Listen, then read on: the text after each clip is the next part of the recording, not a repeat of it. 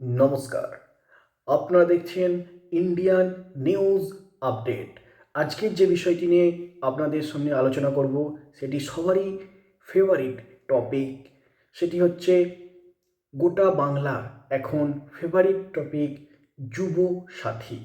চলুন সেই বিষয়ে বিস্তারিত আলোচনা করছি আপনাদের সামনে। দেখতে থাকুন, সুস্থ থাকবেন, ভালো থাকবেন এবং এই চ্যানেলটি অবশ্যই আপনারা সাবস্ক্রাইব করবেন যদি আপনাদের ভালো লাগে। ধন্যবাদ। এই স্কিম বেকার যুবক ও যুবতীদের অর্থ সাহায্য করবে।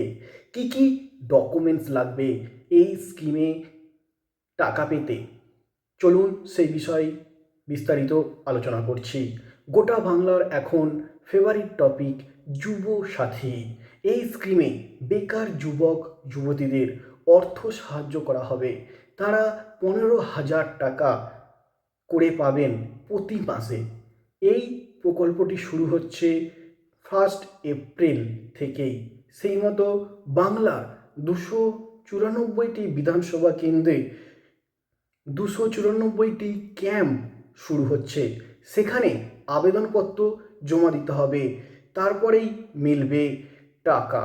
কিন্তু এখনই এই প্রকল্পে কোন ডকুমেন্টস লাগবে তা নিয়ে অনেকের মনে প্রশ্ন রয়েছে, আর সেই উত্তরটাই আজকে জানাতে চাইছি আপনাদের। প্রথমত লাগবে আধার কার্ড। এটি আপনার পরিচয়পত্র হিসাবে কাজ করবে।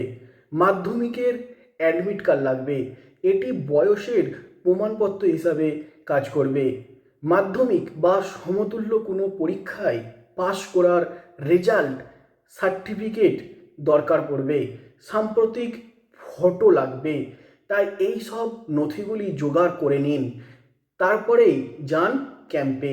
এই প্রসঙ্গে বলে রাখি, সরকারিভাবে এখনও যুবসাথী প্রকল্পের ডকুমেন্ট সম্পর্কে ঘোষণা হয়নি, তবে বিভিন্ন সূত্র মারফত জানা যাচ্ছে এই সব ডকুমেন্টগুলি লাগবে।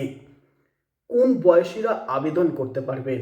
21 থেকে 40 বছর বয়সী যে কোনো মাধ্যমিক পাস বেকার মানুষ এই প্রকল্পে আবেদন করতে পারেন। আপনারা এই স্কিমে পাবেন টাকা, স্কলারশিপ পেলেও পাবেন।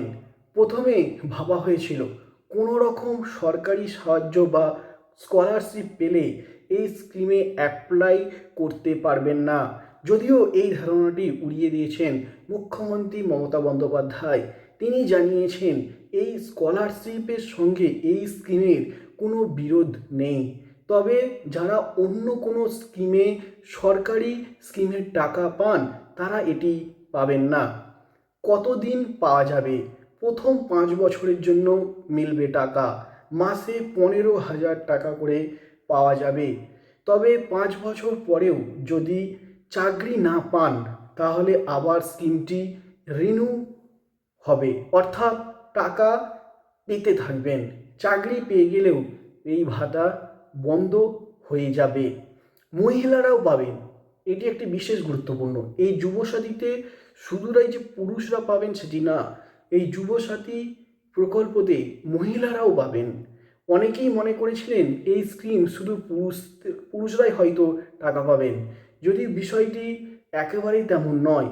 এটি মহিলারাও পাবেন, শুধু তাদের বেকার হতে হবে। যদিও লক্ষ্মীর ভাণ্ডার পেলে এটি মিলবে না। নমস্কার, সুস্থ থাকবেন, সাথে থাকবেন, ভালো থাকবেন। ধন্যবাদ।